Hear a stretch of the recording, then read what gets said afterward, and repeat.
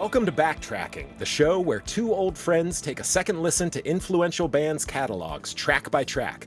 I'm Rolf Bagdasarian. And I'm Dan Fiden. We'll be taking. Wait a second. That's not Rolf Bagdasarian. Who are you and why are you here? My name is J. William Hall. Hi, J. William Hall. What the fuck is going on? Why are you in here with me? Well, I'm filling in for Rolf, You are. and You are.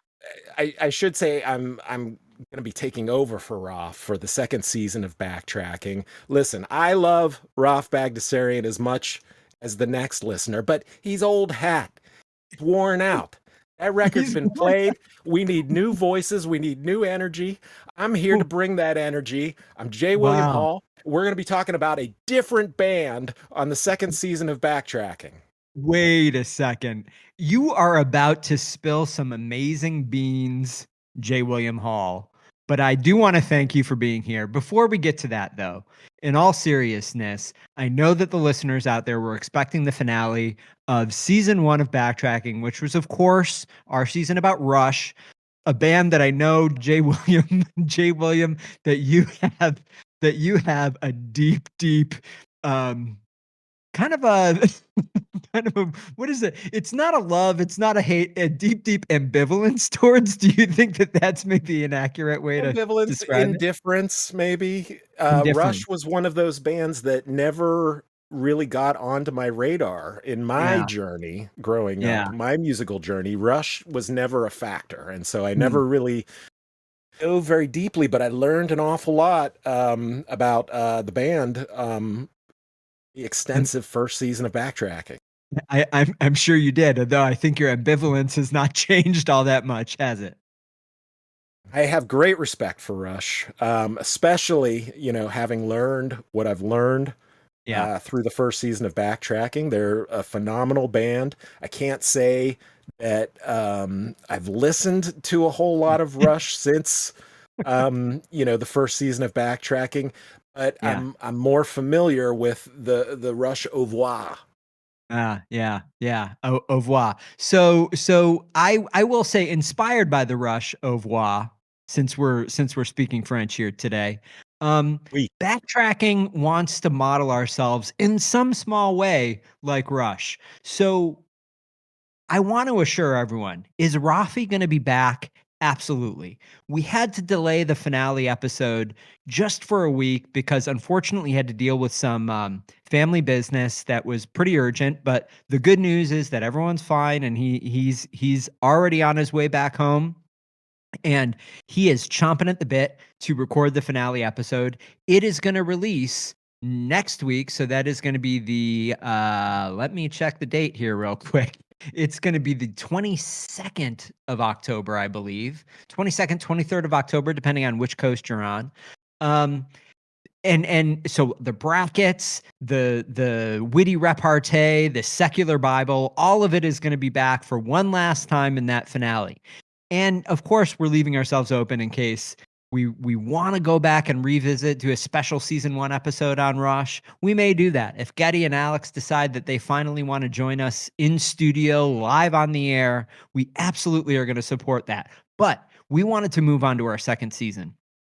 Now, there's been a lot of conversation. Who should we cover in the second season? We've decided Who would that be the next logical band to go to after Rush?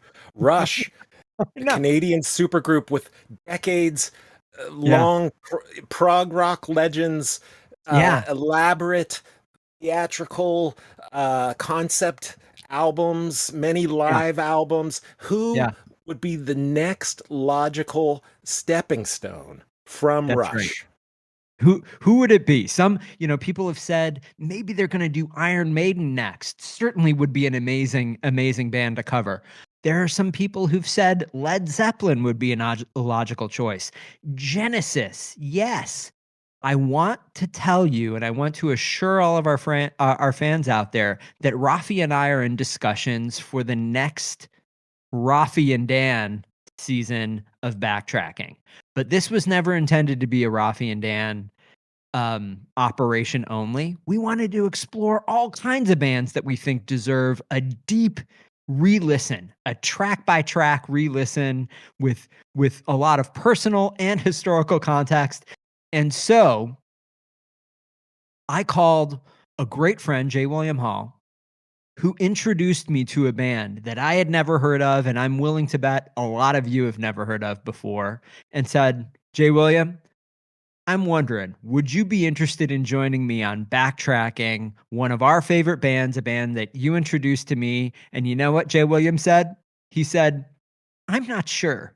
Do I have to? No, Well, he said yes. yes, I came around. I came around. You beat me down, and now you forced me to talk about this band, which we haven't named yet, and I I don't know. know when Let's do you it. want to drop the name. You Um, drop the name. Drop the name. I think it's I'm time. dropping the Drop the name. name. Here it comes. Ready? Three, two, one. Band for season 2 of Backtracking is American Music Club. American Music Club. I know what you're all saying out there. Who the fuck is American Music Club? So, Jay William, as the person who introduced me to American Music Club when I was just a young freshman in college, exploring new kinds of music, discovering a lot of new and interesting kinds of music, and building new friends and new friendships. You, as a slightly older student in college, More with a much sophisticated, deep worldly. and Yes. more worldly, an interesting, deep understanding of lots of indie music, introduced me to American Music Club. So Jay William, why don't you just tell us at the highest level who the hell American Music Club is and why we might be interested in backtracking them? All right, American Music Club. Let me try this. This is off the cuff. Off the American cuff. Music Club is a band that existed. Their first album, I believe, was '85, Yeah. and they put out 6 or 7 albums over the next 10 years. Yeah. And then they broke up for a bit. They're led by the singer and primary songwriter is a guy named Mark Eitzel, and Yes. he went solo. And then they reconvened for a short period of time in the early 2000s, and they put out an additional 2 albums. Two? Yeah. Yeah. We'll find Yeah. out later in the Correct. season. Correct. That's correct. Um, That's correct. and they were out of San Francisco, and they were considered one of the that got lumped into a genre or subgenre known as slowcore. Sometimes Slowcore. they got with those kind Yeah. of. I would argue that they're not. That there's more to them than a slowcore band, but there's Sure. definitely they have a heavy Yeah. a sadness to them, but not Yeah. entirely. Yeah. Um, That's right. and it's mainly a guitar based band. Yeah.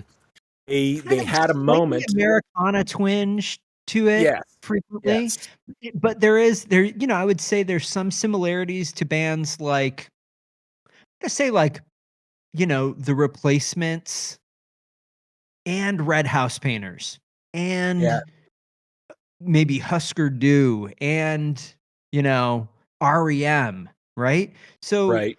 I mean, I don't know if that's a good description, but I think there are certain moments and certain things that you could kind of pull out of those various kind of both influences and bands that were influenced by them. It's a very, very interesting band. I think one of the other things that really makes them a great candidate to backtrack is a lot of interesting evolution and phases over the course of their much shorter career than Rush. I think, we're not dealing with quite as many studio albums here. So season two is going to be quite a bit shorter than season one was.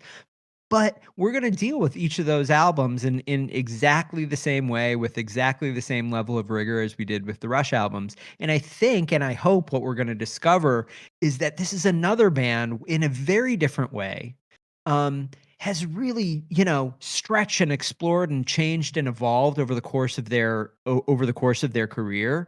And while not every step was a perfect step, certainly there are some missteps in there. Always interesting, always always keeping you engaged as a fan and always kind of challenging themselves creatively. And I think in that way, they're very similar to Rush. That's probably the only way they're similar to Rush. That might be it.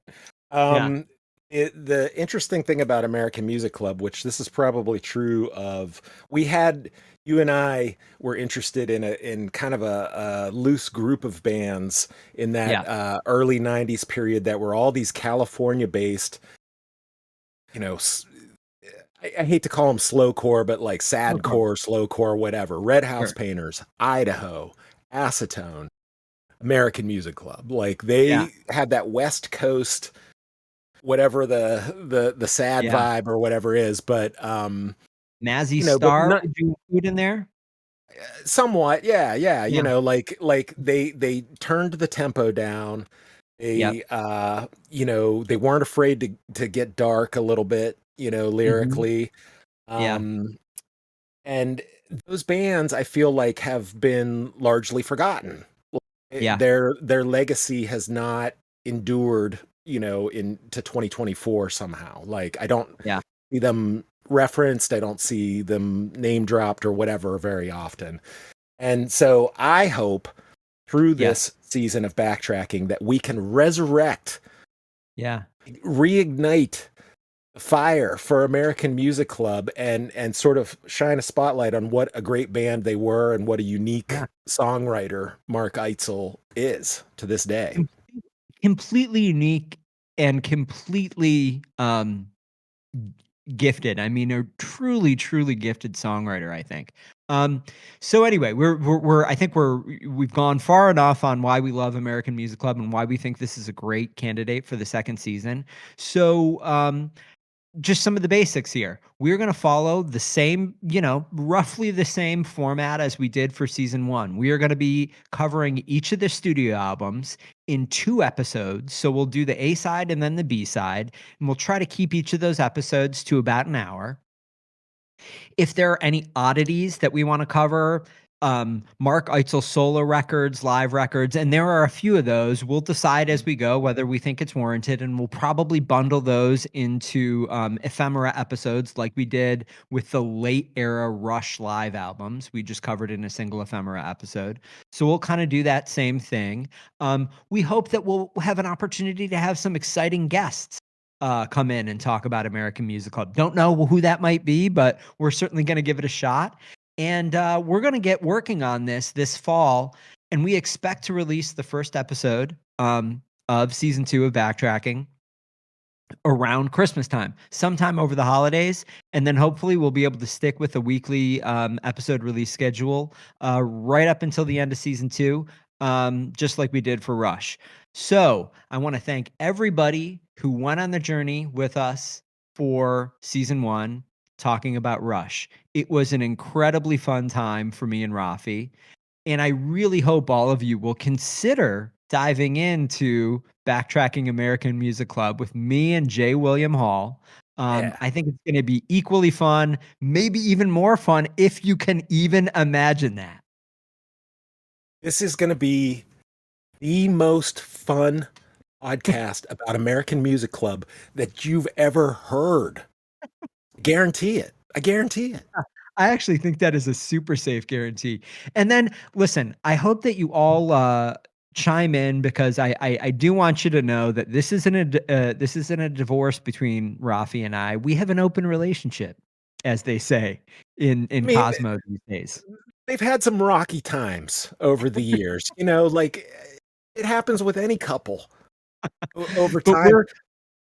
we are They're still working through it. actively discussing. We're actively discussing what band we might want to cover in season 3. I think Rafi needs a break from me and from this bullshit. And we I, also want to make sure that our eyes are not bigger than our stomachs because we do feel like when we embarked on the Rush journey, as satisfying as that journey was, it was an immense project that we took on. And while, I, for example, would really love to cover Genesis with Rafi, that is another absolutely massive project that will yes. take about a year to cover. So I think we both agree that, doing another season that's a little bit different that's maybe a little bit shorter is a good idea. I also would encourage you all to reach out directly to Roth, because I'd love to hear him cover a band that I don't really have any connection to. Perhaps Bela Fleck and the Flecktones. So if any of you are Bela Fleck super fans, I would reach out to Roth and let him know about that. So I think, Jay William, that about covers it for this special episode, this urgent bulletin update. We will hear and see, and actually not hear or see. We will upload an episode next week, final episode of Rush, and then a few weeks after that, we'll start on season 2 with American Music Club. So for just a little preview, I think it's time. Why don't we fix that script, Jay William, and take it for a quick test drive? Let's go. Welcome to Backtracking, the show where two old friends take a second listen to influential bands' catalogs, track by track. I'm J. William Hall. And I'm Dan Fiden. We'll be taking this journey together, Jay William and I, providing context, both personal and historical, on some legendary bands. For our second season, we've picked none other than American Music Club.